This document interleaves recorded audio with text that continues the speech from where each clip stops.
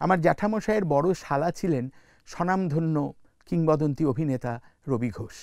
তো আমিও ছোটবেলা থেকে ওকে বড় মামা বলেই জানতাম ওনাকে।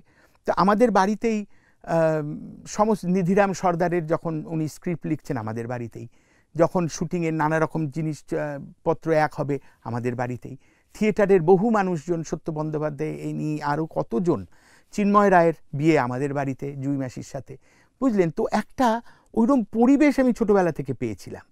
আরেকটা যেটা পেয়েছিলাম, আমাদের দোকানে আমাদের বালিগঞ্জের যত স্বনামধন্য শিল্পী, এবং যেরকম শুধু শিল্পী কেন, ধরুন না মহাশ্বেতা দেবী, উনি ফান রোডে থাকতেন, প্রতি সন্ধ্যায় আমাদের দোকানে আসতেন, বাবার সঙ্গে বসে গল্প করতেন। হ্যাঁ, ওনাকে তখন তো জানতাম না এরা এক একজন যে কী বটগাছ। হ্যাঁ, শ্যামল বোস, মীরা ব্যানার্জি, প্রসূন ব্যানার্জি, পূরবী দত্ত, মহাপুরুষ মিশ্র, মানে কে নয়, এরা প্রত্যেকে আমাদের দোকানে আসতেন। আর বাবা ওপর থেকে গম্ভীর গলায় বলতেন, এসো প্রণাম করে যাও। আমি প্রণাম করে যেতাম। তবে হ্যাঁ, এটা বলতে পারি যে আমার বাবার বন্ধুদেরও সাহায্য আমি পেয়েছিলাম।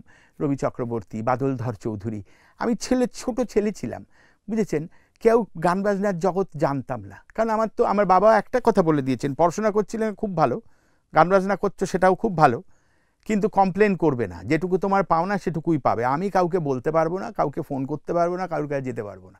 এটা আমার বাবার বক্তব্য ছিল।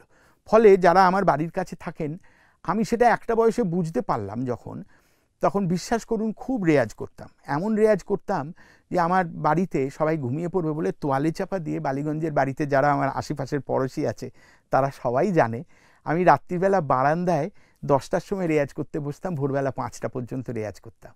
একটু 2 ঘন্টা ঘুমিয়ে নিয়ে, সাউথ পয়েন্টে যারা পড়ে তারা জানে তখন 0 পিরিয়ড হতো 7:40, চান করে স্কুলে যেতাম, স্কুল থেকে এসে একটুখানি 1 ঘন্টা জিরিয়ে নিয়ে তারপর সারেঙ্গি রেয়াজ করতাম, হারমোনিয়াম রেয়াজ করতাম।